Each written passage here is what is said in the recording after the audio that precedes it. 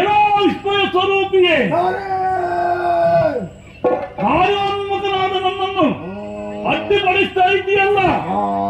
ನನ್ನ ಹಾದಿಗೆ ಮುಂದಾಗಿ ಬಂದ ನೀನು ಯಾರು, ಯಾಕೆ ಬಂದೆ, ಏನು ನಮ್ಮಂತೆ ಕ್ಲೇಶ?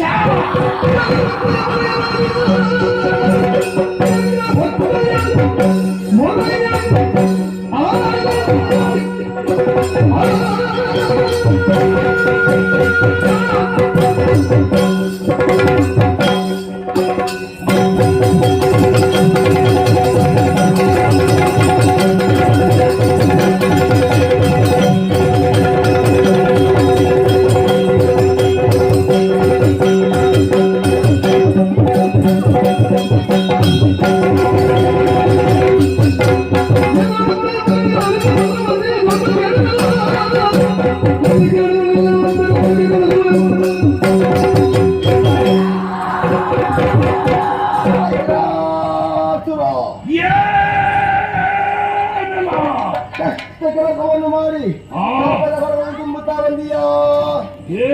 ಬ್ರಹ್ಮಲಿಂಗೇಶ್ವರಿಯರ ಬಗ್ಗೆ ಆದಂತಹ ಸಾಮಾನ್ಯ ಕಷ್ಟವನ್ನು ಗೊತ್ತೀಯಾ? ಹೌದು. ಕೊಟ್ಟದ್ದು ಯಾಕೆ? ಆಕೆ ನನ್ನ ವೈರ್ಯ ಮಾಡಿದಿ. ನಿನ್ನ ವೈರ್ಯ ಮಾಡಿದಿ. ಆದರೆ ಆಕೆ ಕಷ್ಟ ಕೂಡ ಮುನ್ನ ಅವಳ ಮುಂದೆ ಹಿಂದೆ ಯಾರಿದೆ ಎಂದು ಆಲೋಚನೆ ಮಾಡಬೇಕಲ್ವೇ? ಅದು ನನಗೆ ಅಗತ್ಯ ಇಲ್ಲ. ಆಕೆಯನ್ನು ಹಿಂಸೆ ನೀಡುವಾಗ, ಆಕೆ ಮರುಗುತ್ತಿರುವಾಗ, ಅಳುವಾಗ ನನಗೊಂದು ರೀತಿಯ ಆನಂದ. ನಿನಗೆ ಆನಂದ ಬಂದವನ ಯಾರು? ಶಿವದೂತ ಪಂಜುರ್ಲಿ. ಶಿವದೂತ ಪಂಜುರ್ಲಿ ನನಗೆ ಮೊದಲಾಗಿ ತಲೆಬಾಗುತ್ತಾ ಇದ್ದೇನೆ. ಇನ್ನೊಂದು ಒಳ್ಳೆಯ ಕೆಲಸವನ್ನು ಮಾಡು. ಕಾರಣ ನಾನು ಶಿವಭಕ್ತನೇ ಇದ್ದೇನೆ. ಅವನನ್ನು ಸ್ಮರಿಸದೆ ಒಂದು ತುತ್ತು ಅನ್ನವನ್ನಾಗಲಿ ಮಾತ್ರವನ್ನಾಗಲಿ ಬಂಧಿಸುವ ನಾನಲ್ಲ. ಹಾಗಿದ್ರೆ ಅವನಿಂದಲೂ ನಿಯುಕ್ತಿಗೊಂಡು ಬಂದವು ನೀನು ಅಂತ ಹೇಳುವಾಗ ನಿನ್ನ ಮೇಲೆ ಸ್ವಲ್ಪ ಆದ್ರೂ ಗೌರವ ನನಗೆ ಮೂಡುತ್ತೀರಿ.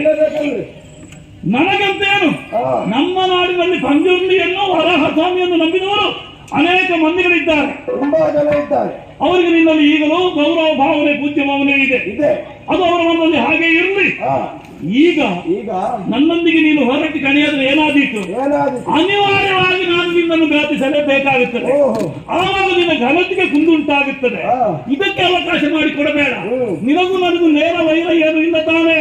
ಅವಳು ನನ್ನ ವೈರ್ಯ ಮಾಡದೆ ಅವಳನ್ನು ನಾನು ನೋಡಿಕೊಳ್ತೇನೆ. ಒಂದು ವೇಳೆ ನೀನು ಮುನ್ನುಗ್ಗಿ ಬರ್ತೆ ಅಂತಾದ್ರೆ ಮತ್ತೆ ನಿನ್ನನ್ನು ಘಾತಿಸುವುದು ಅನಿವಾರ್ಯ.